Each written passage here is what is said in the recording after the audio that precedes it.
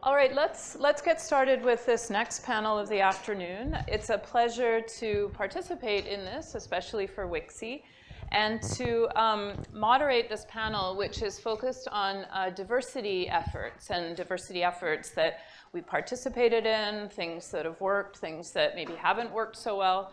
And so what we'd like to do to begin with is just spend maybe 3 minutes each talking about who we are and a little bit about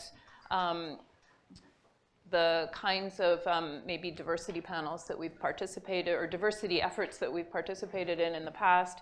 And then we'll just start a discussion. And as always, we welcome questions and comments and comments from you about your own experiences. Okay, so I'm moderating this panel. My name is Claire Tomlin, and I'm a professor here in EECS. I was a graduate student here, participated in WICSE back in the 90s, and then I was a professor at Stanford Aeroastro for 10 years. I came back here in 2005, and I've been a professor here. My area is control theory, and I have a lab, and I teach graduate and undergraduate courses in the area. And about 5 years ago, so I've been participating and running programs for years in high schools, local high schools, and outreach to high schools. And these have been, you know, students would sort of self-select and come, and they were mostly boys who would participate in these robotics programs. I work in robotics. And so about 5 years ago, we started to think, well, maybe we should go a bit earlier. And so we started a program which is called Berkeley Girls in Engineering. It's a summer program.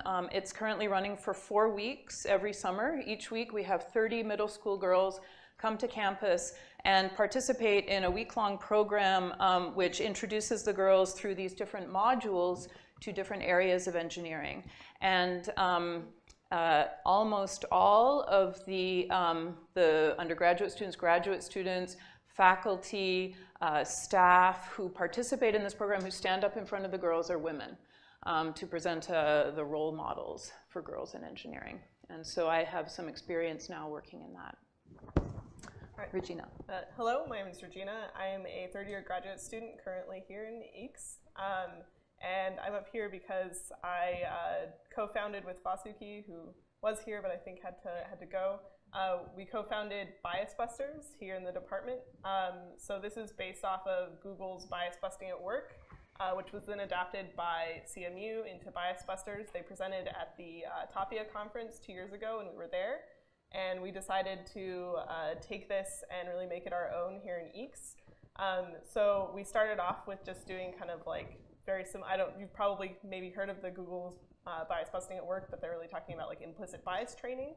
Which is obviously kind of a thing that's sweeping a lot of tech companies right now.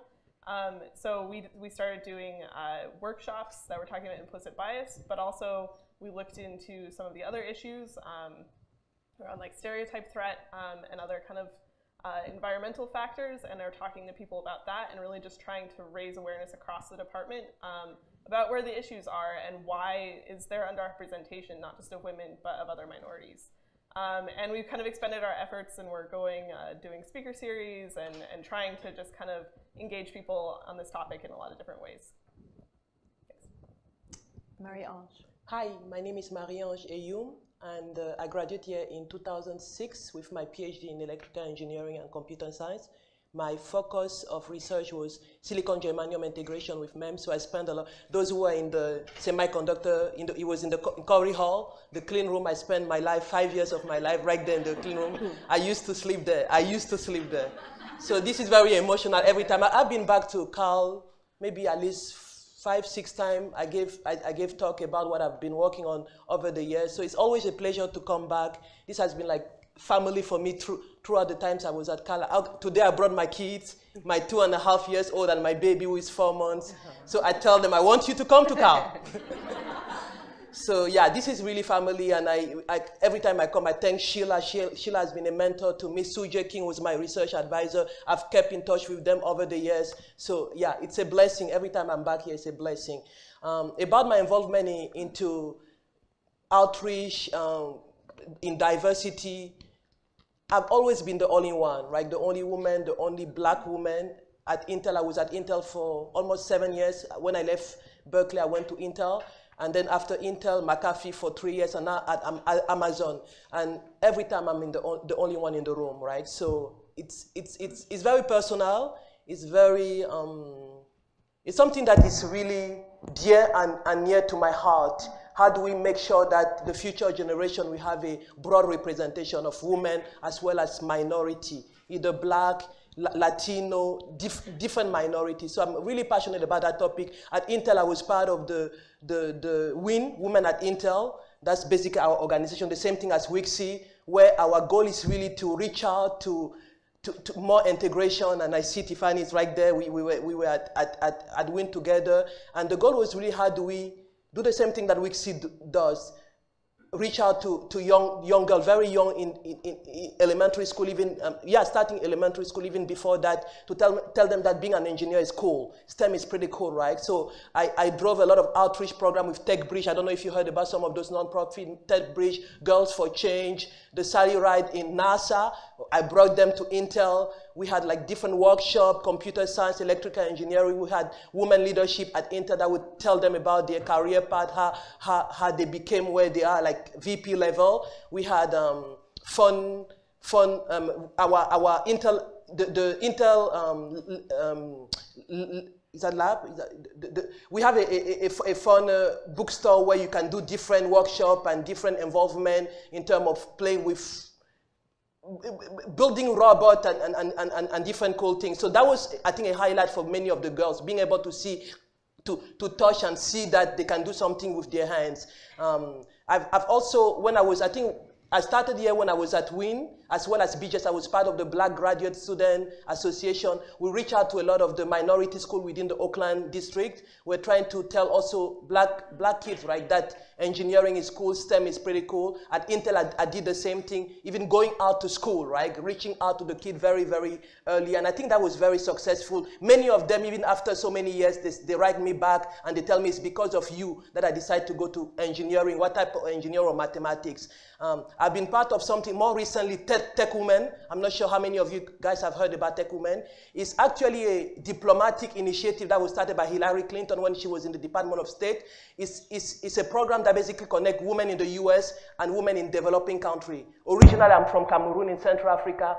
So even in those countries, I felt this is a need, right? That women are always the only one in the room. Like if you're in technology, you are the only one. My mom is right there. She's a medical doctor. And she told me her experience when she was growing up, right, as a woman in that field. So what we do is that we connect a woman here in America with a woman in developing country, and we act like mentor. So I've been doing that for 3 or 4 years with different women in Rwanda, in the Middle East, basically being a voice for them, right? Being a sounding board, helping them throughout their career, showing them different avenues. And this has really been very, very successful and very actually fulfilling for me, being from a developing country. And I do it, Sheila has connected me with many grad students here in the department. I gave them my number. I say, if you need any help, if you need somebody to talk to about anything, right? I've been where you are, and I just want you to feel free and call me. So I've acted as a mentor to many grad students here, either women, either minority. So yeah, I think I have a broad perspective in terms of involvement in outreach as well as mentorship. So I'm really excited about this panel. Yeah. Chen-Nee. Hi, my name is Chen-Nee Chua. I'm originally from Malaysia. I did my undergraduate at Rutgers, and then I joined UC Berkeley as a grad student back in 1995. I was very, very grateful to be here. And to be honest, I think what attracted me to Berkeley versus Stanford and Caltech is WICSE, the women here. Really? Because I was invited to the WICSE lunch during the open day. So, so thank you. So actually I started out in Corey Hall. I did my master's degree with Professor Joseph Kahn and David Shea, studying kind of physical layer issues. And then after I finished my master's degree, actually, I was lost. I was confused because I wasn't passionate enough in that topic, and I was debating whether or not to continue for my PhD. And I have to confess at the time, I felt like a failure. I felt like sky is falling. I'm feeling the expectation of my PhD advisor and all that. I felt really bad. I took a break that summer. I went on internship. I have been very lucky. I mean, Professor Joseph Kahn was very, very gracious, very supportive. He said, I can support you during the summer. Don't worry about funding. Just find a new group to join. But luckily, I got this internship in networking area, and I wanted to explore it. And so I went to England. And when I came back, I joined Professor Randy Katz's group. And again, it's another supporting environment. I remember Soda Hall. And 437 is a group of women. I mean, there were 7 students in there, and 6 of us are women. It's kind of uncommon. It's a very supportive environment. So I graduated in 2001 and joined UC Davis as an assistant professor. I learned so much in Berkeley as a grad student, and it really transformed me as a person, because coming from Asia, coming from a very collective culture, I was afraid to speak up as well. I was the type of person who lived by the rules. I don't change the rule. I just try to make the best given the rules, the boundaries. And I learned to change that mindset when I was a student here. So one example of that is when I graduated, I was debating, I have an opportunity to join Sprint Advanced Technology Lab at a time in their IP research group versus going to Davis as an assistant professor. And I changed the rule. Basically, I say I wanted both. So I accepted the offer to go to Davis, but I immediately applied for a 9-month unpaid leave to work at Sprint as a visiting researcher. And that really opened up my world, really. It changed my research direction. I have access to data that otherwise I wouldn't have. I learned about how real-life production network actually is managed and how things are so different from theory. And that is what set me off working on the more data-driven approach and data-driven, projects. That opportunity had helped me set up collaborative kind of relationships with network providers for a long time, even after I returned to Davis. So that was very, very productive time spent there. So talking about diversity efforts, I have participated in various efforts, both officially and unofficially kind of activities for recruiting and retaining women, both at the undergraduate level, graduate level, as well as after we have made it, quote unquote, and became junior faculty and junior researchers. All along the different pipeline. Pipeline is an issue, but I think we have done a pretty good job of advertising, right? WICSE as an area to women is exciting. We are solving, using technology to solve socio-economical problems. But I think there's still a lot to be done in terms of retaining them. We lose them at so many stages. As an undergrad, when they come in, the first course they take is usually circuit courses. And female students tend to be intimidated because they have never touched those things, unlike their male classmates who play with it growing up. And I have known, firsthand, and also heard from other male colleagues that if you put women undergrads together as a team, they actually usually end up doing better than if you team them up with a male classmate. Because I think women, as women, you just have the tendency to collaborate, not to compete. And when you are working in a group where other teammates seem to just know stuff so easily, right? Like, you feel intimidated, you feel like you don't belong. So that's one thing that we learned. So I can talk about various kind of experience at various stages, but I think there are 3 common threads across all these things that we do to help include diversity. One is create policies and supportive structure that help remove external stressors, right? Things like financial burden. A lot of female graduate school students, they are more concerned about that when they enter grad school. So I was involved in the GAN grant from Department of Education. I was managing 2 GAN grants for our department. And those are basically fellowships targeted at recruiting and retaining minorities, so women and minorities, right? And having that fellowship in their hand, right, just make them feel so much more secure, and then they can just focus on their studies instead of worrying about finding an advisor who can fund them. So that's one thing. The other thing that is equally important that I found is help change the culture or create a local culture environment where these women have a sense of belonging at any stages, right? Including, as I said, female faculty, junior faculty, or junior researchers. Because all of us, I think, have different stories. Our path is non-linear. And we don't always talk about those. I mean, we can celebrate women's success, and it's great. But the danger of that is you feel like, wow, they can make, they don't seem to have a lot of struggles, or we don't talk about those, have an open discussion of those, and you can feel lonely. You can feel very down about yourself when you are going against some life challenges, especially in kind of balancing work and life balance. So that's the second thing, and I feel that I mean, WICSE is great. I learned a lot about the best practices from here. So at UC Davis, formally, we actually have an NSF Advanced Grant that help basically try to retain faculty in STEM area that coming from women and minority underrepresented groups. And one of the things that we did was what we call launch committee. So during their first year, there's a launch committee made up of members from their department as well as other outside of the department, as kind of like providing a mentor environment for them, for the new faculty, to answer their questions, show them how things are done kind of on campus. And then the other thing that was kind of like WICSE is we do have a monthly lunch among the female faculty within College of Engineering. And that was a great place to, I mean, I think we talk about peer mentoring, because it's nice to hear about what other departments are doing, what are their best practices, and it's like, oh no, you know, it's not, this is not common, you know, you can do it a different way. So I find that very useful as well. Thank you, Chen-Nee. Francesca. Thanks. I'm Francesca Barrientos. I'm a design strategist in the security business group at Cisco. And I actually, you know, don't run any diversity programs or anything there.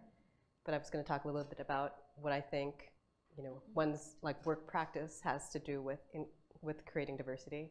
I got my PhD at Berkeley, and WICSE was a really huge part of that. And I think it was, I mean, it's a great program. It was great for me, and I, you know, really needed that like sense of camaraderie and people to talk to while I was here. So really grateful for that.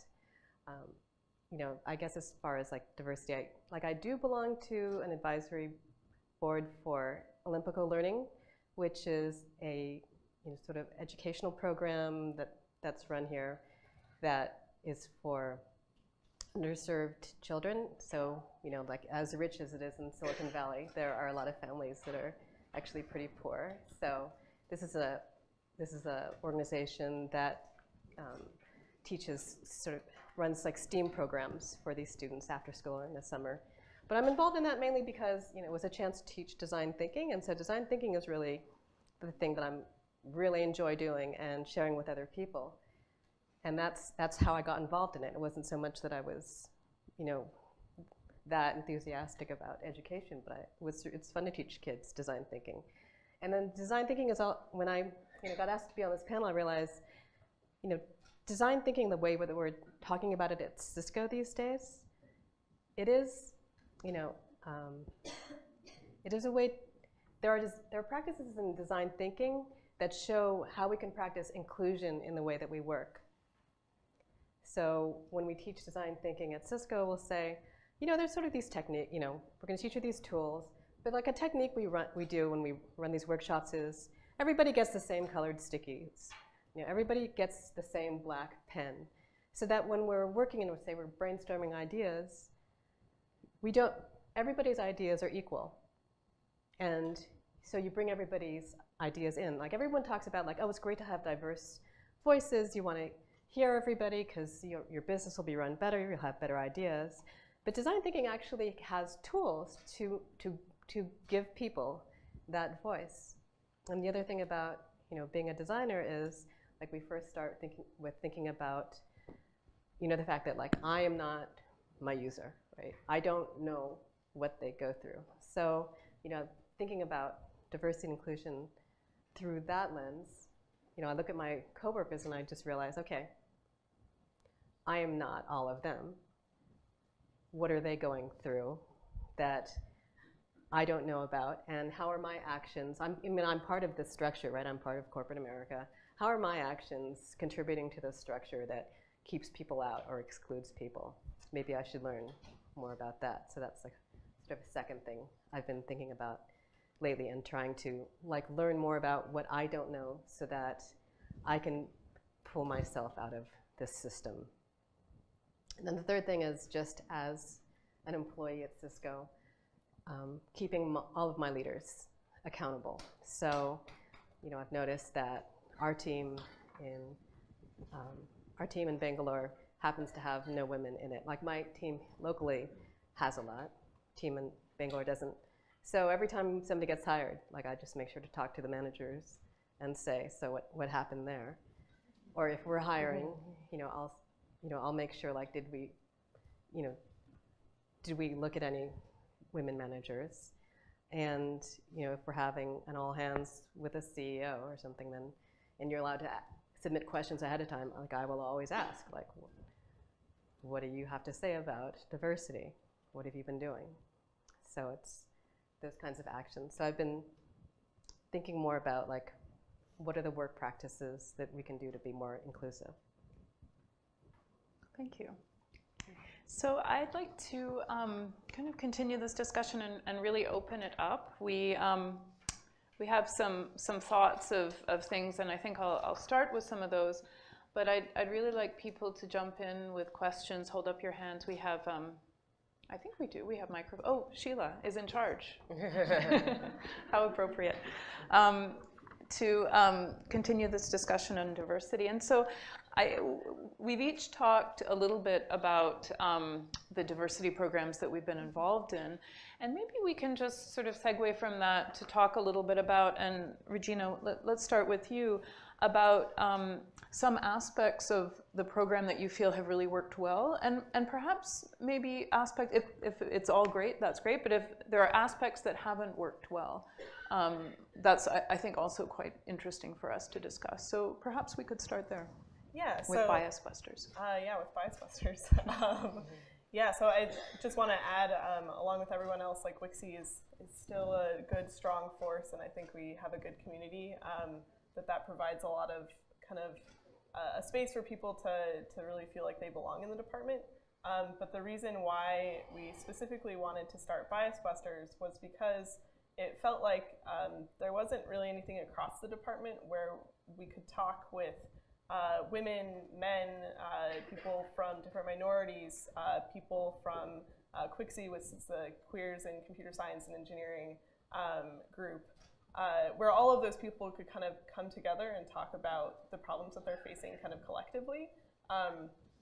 And so I think one of the really great things about what we've done is really try to pull everyone together and have that discussion in the same room. Right now it's still a very small group, so up to 10 people, but it's like 6 to 10 very active people who are kind of making moves in different areas. So talking about hiring and being involved in admissions, reading, and we're also, so one of our members, JP Ilianis, he is in charge of the EE student interviews for faculty hiring, and he has gotten involved with the College of Engineering diversity and inclusion kind of thrust that they're making. He's been kind of recruited by Karen Nelson, who's in charge of that, to really make sure that EE is doing good student interviews that are talking about diversity and inclusion with new faculty candidates. So that's like one example of what we're doing. We've also then talked to people who are incoming into graduate school. We've talked to different faculty members. And so I think one of the things that has really worked is just having people from all these different backgrounds and a lot of different interests together and talking about these things, having a good kind of group think, and really being able to support each other in the different efforts that everyone wants to make. I think one thing where we still are trying to grow is, I think, I don't know, and everyone else probably has some interesting thoughts about this, but I don't think that we will make huge changes in our engineering culture if we're not talking to people who aren't in this room, right? Who are the people who are in the majority. We need those people to be on board with us. It's not just going to be us talking at WICSE lunch about what needs to change. It needs to be a discussion that everybody's having. And it's really difficult to get those people in the room sometimes, and to get them on the same wavelength, because they see the world in a very different way than I think I do. And so having that kind of meeting of the minds where people can really understand what I mean when I say diversity and inclusion, which I think is sometimes very different than what they see when they think diversity. It's just this very, to them, kind of makes them into the antagonist, and they don't really like that. And how we can get to that more congenial conversation where we can actually talk about what is causing people to leave our programs. Why aren't we having good retention? And it's not just that, you know, women don't like engineering, right? I think we all know that. And so really discussing those environmental issues with people. I think we have a question. I just want to thank Regina for her work. Recently, I'm a grad student at Berkeley currently on the CS side, and I was sitting in on, so when a faculty candidate comes, they usually have a 1-hour slot in which all the students get around and sort of ask them questions about their advising style, what projects they would want to work on with other graduate students, and sort of like what they would be like as a professor at Berkeley. And in this meeting, we had one of the most diverse groups of students interviewing this faculty candidate. We had underrepresented minorities from very different, like, you know, parts of what it means to be an underrepresented minority. lots of, I didn't say that very well, but you get the idea. And I think this really made a great impression on the faculty candidate, who was female. And I think at the end of the interview, one thing she said was her Stanford interview only had one woman in the room, and she thought Berkeley was doing a quite excellent job. So just thanks to Regina. This really made a difference. It wasn't all me. It's definitely a group effort. Hi, my name's Caroline. I'm a school teacher. I teach grades 7 and 8 in Canada. I'm here visiting my sister, and she asked me if I'd like to come and see you. One of the things I do is I encourage girls to take math and science. So I'm not a scientist, I'm a school teacher. I have a daughter who's in engineering at Queen's University in Ontario. And so as a school teacher for 27 years, teaching both boys and girls, and the majority of those children will, A, never go to university, and in Canada we call it university, and the community colleges that you call here would be called college in Canada. Some of them would go to college. What I find in the elementary panel is that boys and girls naturally are different. On the whole, boys are more competitive. So in a situation where boys and girls are working on a problem, it's okay for boys to make mistakes. That's how boys view a problem. It's okay, we're gonna go and fix it later. We'll keep going on it. But for girls still, it's not okay. So girls will be in a group and they will make a mistake and immediately they'll step back.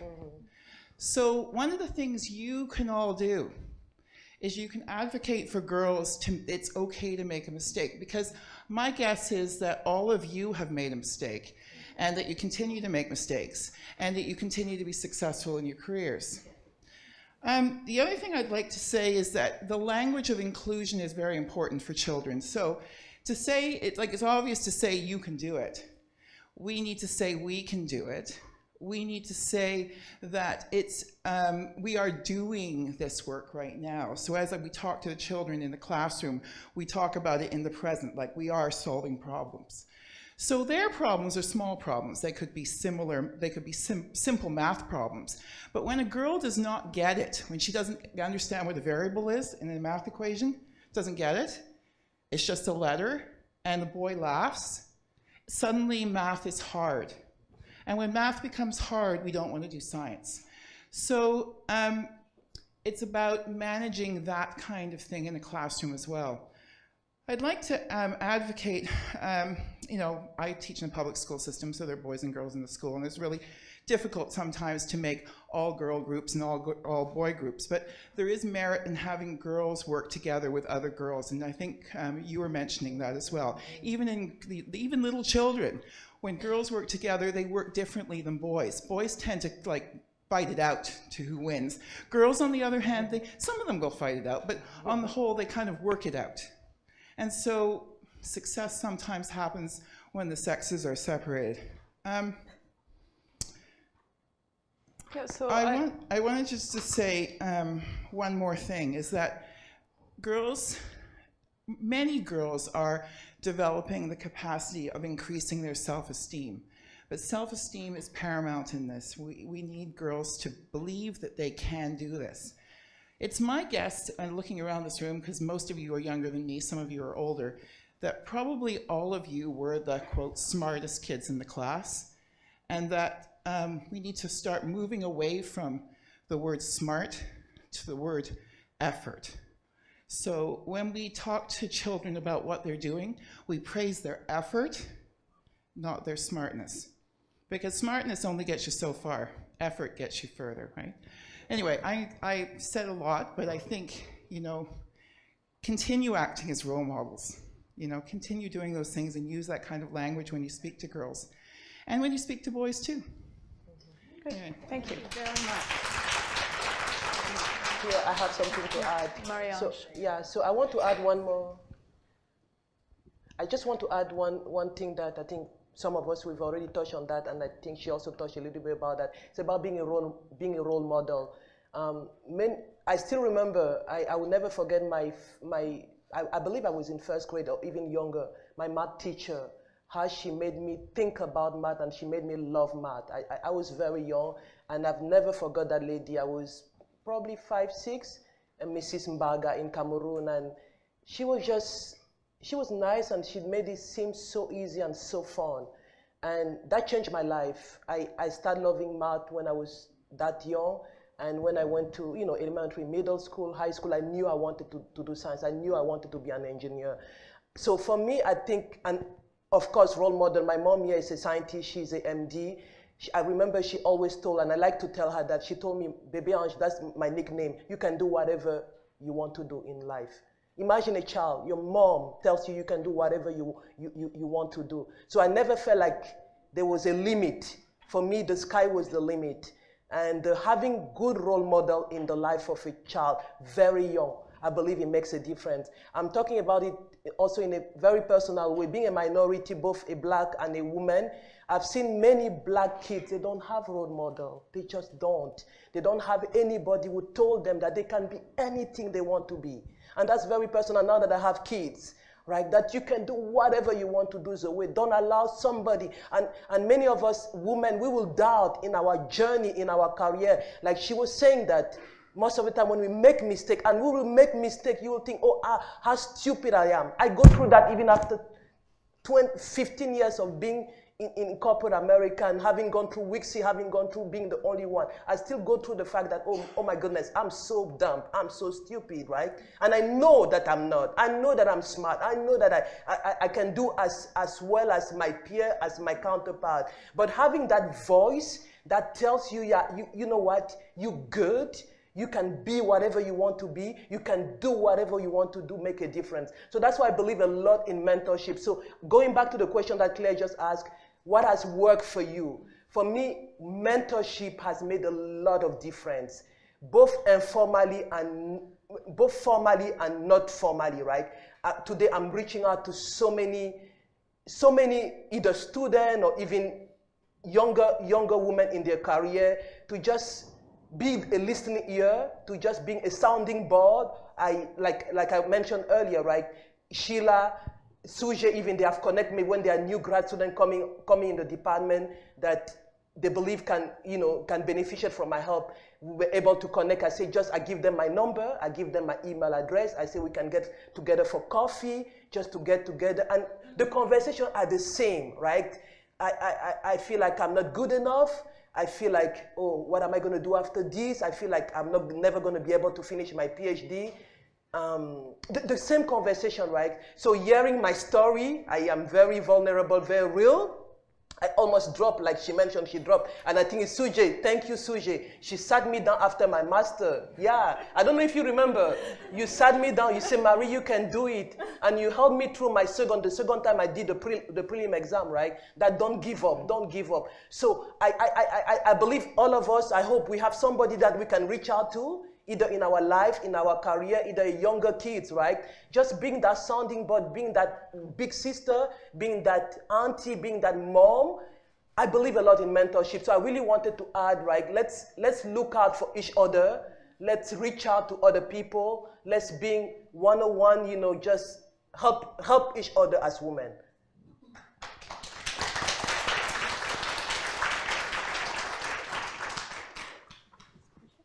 Okay, I want to open the can on the Me Too movement and the Time's Up campaigns. And so feel free to interpret this question however you want and answer the question you wish I had asked rather than the one I asked. But to kick it off, I'd love to get your perspective on one of the great things about these movements is that it has involved so many people across the board. Is there any momentum, any techniques, any things that we can borrow from those movements in this space?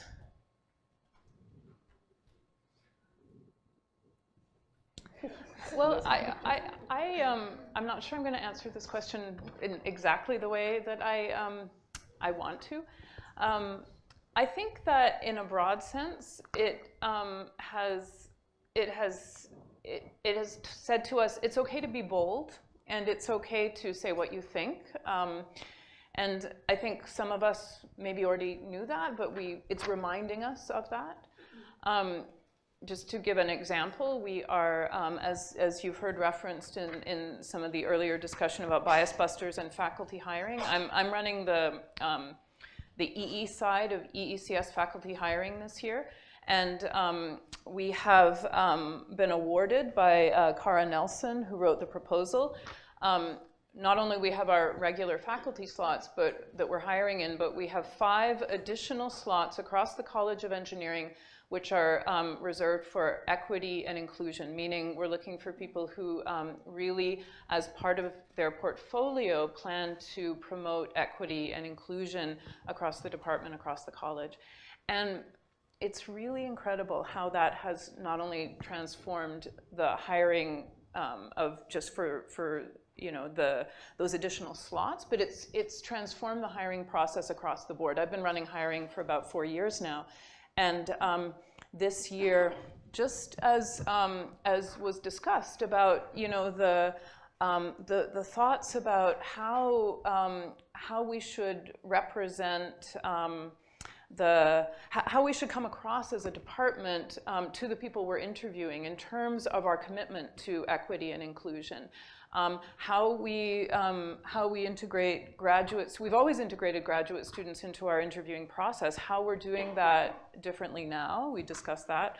But just the feeling that, you know, it's okay, and it's okay to speak up and say this is important, and to tell the people that we're interviewing that we really care about this. And I think, so in a sense, I feel, in terms of my own personal interactions, I feel more bold to say things that I might not have said because of this, if this movement hadn't happened.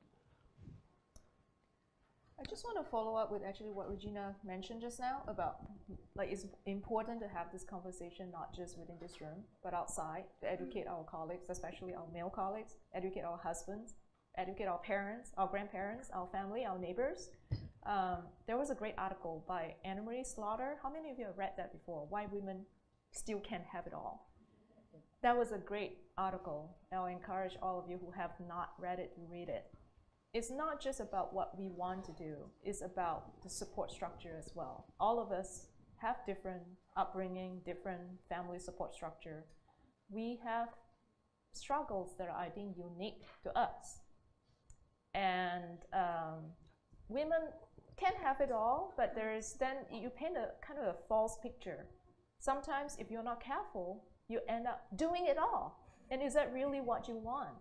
Because you will live a miserable life, maybe, if you end up doing it all. right? Have 2 young kids, have a faculty job, have a husband who doesn't like the job, or feel resentful of you. What do you do then, right?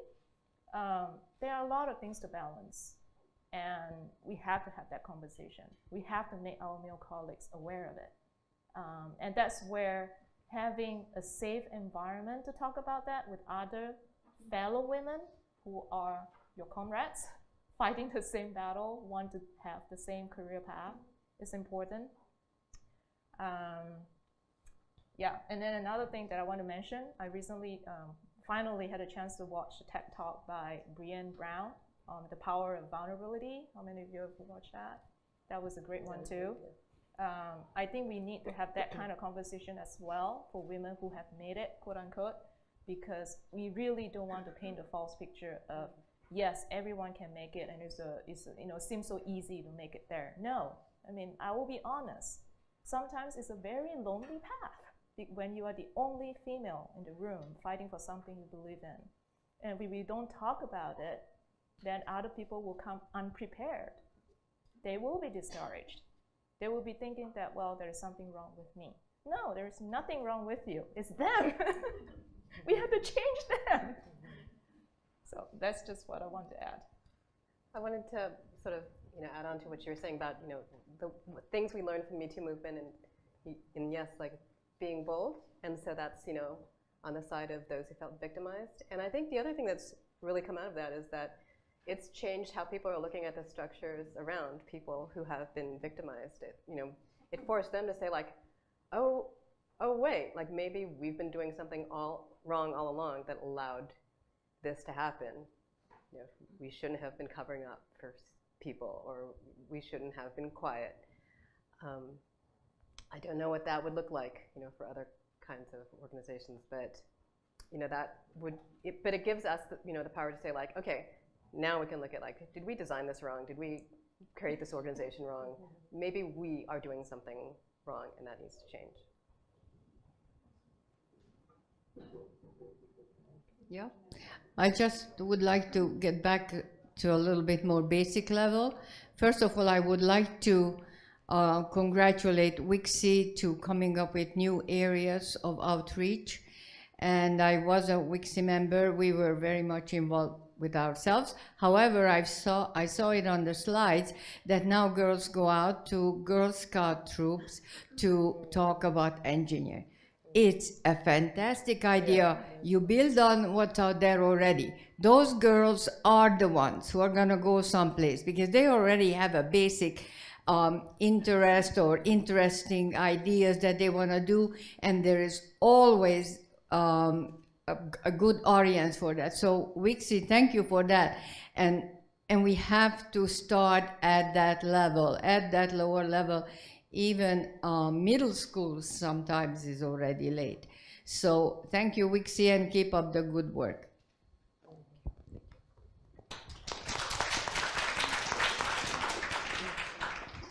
So I just want to talk a little bit about some of the downsides of being the only woman or the only whatever, because you get called on all the time to be the token whatever. And that's a big burden. That's a big time burden. It's a big energy burden. And there's another bit to it too. A few years, so my PhD was in theory. Dick Carper's my advisor. A few years ago, a friend of mine who was also in theory started looking at journal boards, conference boards, people who get invited as invited speakers in the theory area. And what she saw was that there's a small sliver of women at the top who get invited to do everything. And there's also men at the top who get invited a lot. But then there's a second tier of men who get invited, and maybe a third tier of men who get invited before the second tier of women get invited. And so this means there's and of course, the top people, there are still fewer women than men. So this very small tier of women get invited to do everything. They can't do everything. I mean, you can't. And so it's really a big burden, and this is something we don't talk about very much, but it's important that our male colleagues be encouraged to look at the second tier of women at the same time they're looking to the second tier. And by I don't mean good, I mean more senior, and so that kind of thing. And again, I was her. I was sort of her foil. She didn't want people to know who she was. So I would do things like write to heads of editorial boards and say, how many women do you have on your editorial board? And I got some very defensive responses back, just for asking the question.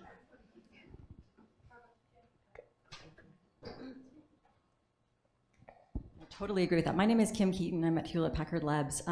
And so I've been chairing some conferences recently, and so we definitely do our best to try and recognize, a diversity of participants in those program committees. I actually made a list of, I think, about 60 women for computer systems PCs that I then provided to the newest program chairs in various areas. So there's a wide, diverse, and I was scratching the surface basically. So hopefully we can, raise awareness of some of those people and get them more involved. I wanted to ask a question, actually, of the panel. And so in the computer systems field that I participate in, we've been having diversity workshops, I would say, over the last decade or so at big systems conferences, which is great. The downside of this is that these workshops are often held at the same time as other things, like other workshops that are going on in technical fields. And so you then have this choice that you have to make about, as a student, do I want to go and learn about my field, or do I want to go and talk about diversity issues? Similarly, if you want to go serve as a role model, who are you going to serve as the role model to? And so I'm just kind of curious as to what's the right balance between diversity and sort of mainstream technical issues, and just kind of balancing all of these different things as we try and educate and provide role models to people. Well, in control theory, in the control theory conferences, we've had women in control for, wow, a long time. It was really small. It was a small group when I was a graduate student. Now it's a big, but we always hold a lunch at a time in the conference where there's not other things going on. We have had workshops, but they're always competing. I mean, you have a limited number of days, so they're competing. So we always try to, we're conscious of that issue because you don't really want people to choose. You'd like them to, and we invite men. We have a lot of men in Women in Control. And it's, I think it's something to really, think creatively about how to make sure that those are deconflicted. Because it is something that all of us have to, we have to do so many things. There's only so much time that we can devote to each one. Any other thoughts from the panel? I'm in the computer networks area, and I know that, when Tracy Camp created a group, Networking for Networking Women, played by the words, and to women, we just started to have lunch at the conferences. So it's not kind of competing with other technical sessions. So it's just a lunch meeting, and then usually there are like 2 speakers. So it's a time, it's kind of a good, it's just like WICSE lunch, right? So you have a chance to listen and get to know some potential mentors, and then there's a Q&A questions. It's a much more informal settings. Yeah, I've been part of Grace Hopper, been to so many of the conferences, as well as at Tapia. I think it depends on the organization and the setting. I've had that issue that sometimes they are conflicting, and other time, yeah, we try to make a conscious effort, right, that you have those diversity conversation or series going different time than the technical expertise wherever you want. So I think, yeah, I don't think if I have the right answer, but we have to be able, if we are part of the organization committee, right, to strike the right balance, like you say, right? I wanted to touch a little bit about, I think, the question that the lady on the right posed about the power of the Me Too movement. I'm not sure, my personal, what I'm going to share, I'm not sure if it came just from the power of the Me Too movement, but I would say it's the power of be brave as a woman. When I finish here at EECS at Cal, I think we are well prepared in terms of critical thinking, problem solving, being sharp, being smart in your area of expertise. But unfortunately, my experience, and I think I've shared that with Suje like when we had chat, I didn't really understand emotional intelligence. I didn't stay in academia, I moved to corporate America, right, where it's different. It's not just what you know in your head. It's not how smart you are, right? It's not how collaborative. Women, we are very collaborative. It's being able to read inside the room. It's be able to maneuver the river, which are not usually, there's no clear rule, clear cut, you know, boundary that this is the way it works. No, it's not like that. It takes some kind of EQ. It takes some time of even experience, right? I've made a lot of mistakes. I've fallen through so many traps because I couldn't read within the system of the company, or this is maybe the decision maker, this is how it works, and this is how, if you want this idea, it's not your idea because you are the smartest in the room. If you want your idea to be approved, how do you maneuver to get that decision maker in your side, right? So something that's why I call it about brave. I'm going to talk about negotiation, and I like to talk about it when I mentor potential, when you are graduating with your master or your PhD, you are trying to go to corporate America. Many of us women, we don't negotiate because we don't know. We don't know any better, or we are shy, or we think we are asking too much, or we think I don't want to sound like I'm greedy, right? My first job at Intel, I heard it later on, I got underpaid with my PhD from Cal. I didn't know any better. I had a job, I was so excited. It's maybe 2 years along the line that I realized, just talking, I mean, how much do you, I mean, women, I will tell it to my friend, I don't have a problem with that. And they say, oh my goodness, with a PhD from Cal, you are underpaid. I was like, really? I didn't know that. I mean, I'm good, I'm paying my bill and all that. And when you start with that, a gap of income, it's not easy to go up the ladder. I mean, performance, you get 10, whatever, 5% improvement every year, but you already had a huge gap. So when I moved my second job at McAfee and my third job at Amazon, and I had mentor, tell me, Marie, negotiate.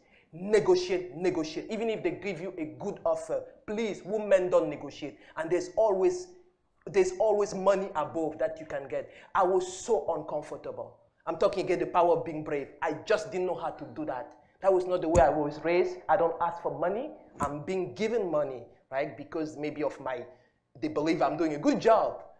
But men ask. Men ask for promotion. Men ask for more money, more vacation, whatever they want, right? Women, we don't know how to do that.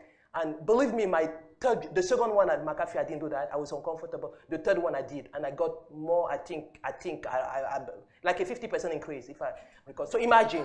So I'm talking to my younger sister, even us women in the corporate world.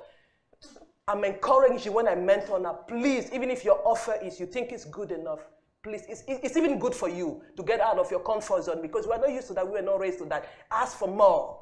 And there's a way to do that. Of course, there's a political correct way to do that, right? Say, I don't want more. You know, how do you sell yourself? So I had to learn that also selling myself because I was not raised like that. I was not raised to talk about my accomplishment. I was not raised to talk about what I bring to the table, right? I was raised to be humble, and they will see what I bring to the table, and then they will promote you. No, it doesn't work that way. So that's something that the power of being brave as a woman. Yes. Yep.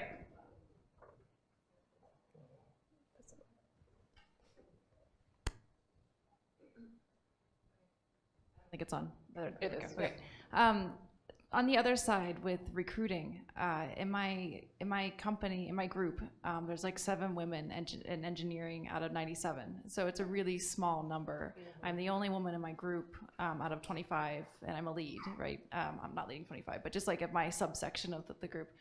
I have openings and I'm trying to hire, and it's the 3rd time now I'm hiring, and we've hired two men in the past just because like the applicant pool.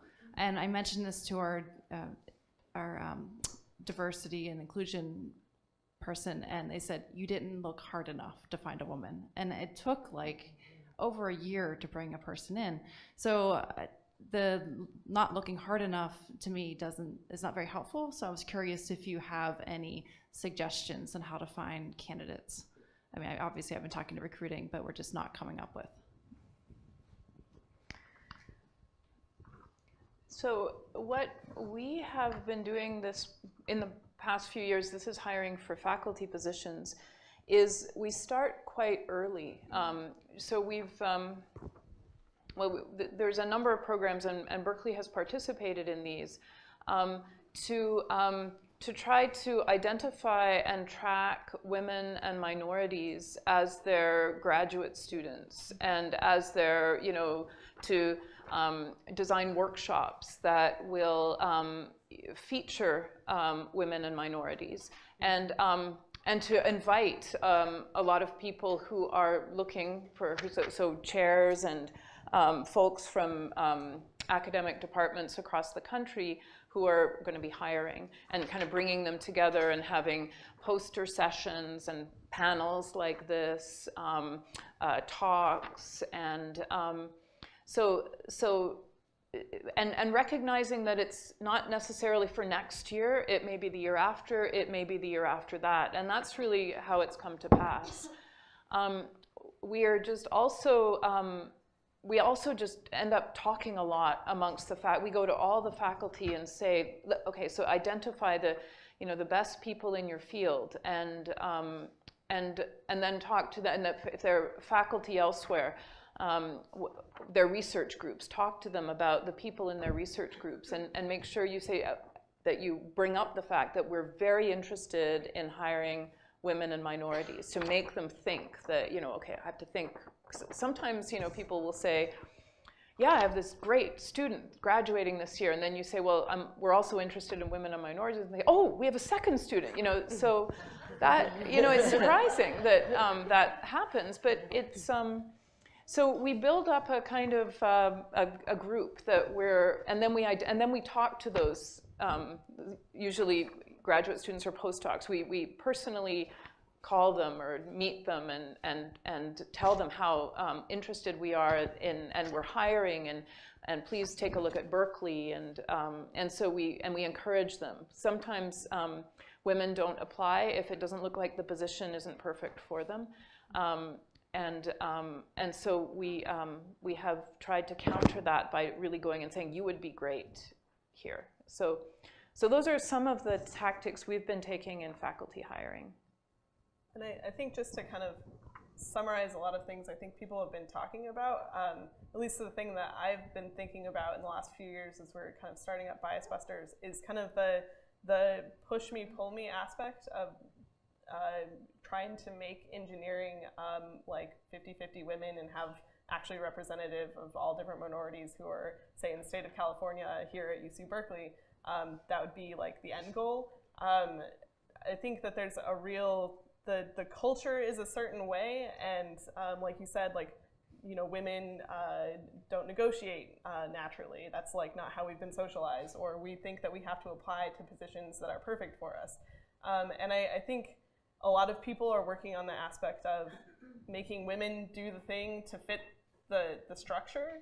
But I think it's interesting to think about how we can change the structure to make it a little bit more central for everybody. Why should we have a job that we really think, like the way that job applications are written is, I think, things that people have been looking at, and I'm sure you've looked at that, but I'm just talking a little bit more generally about like the way of approaching this problem. I think, talking about structurally whether or not diversity panels should be at the same time as technical talks. Like maybe not, maybe structurally those should be very separate so that people don't have to make a choice.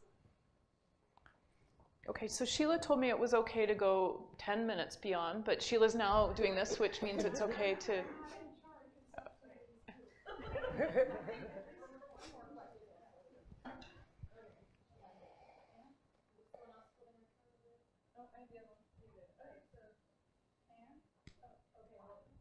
So I think we'll have one more question and response. Two more?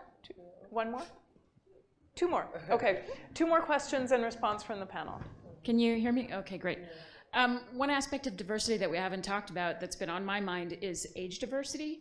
So I had to change jobs a few years ago, and I was surprised not to get as many interviews as I thought I would. Now, it's probably that I hadn't interviewed for a job in 16 years, and so I didn't know what I was doing.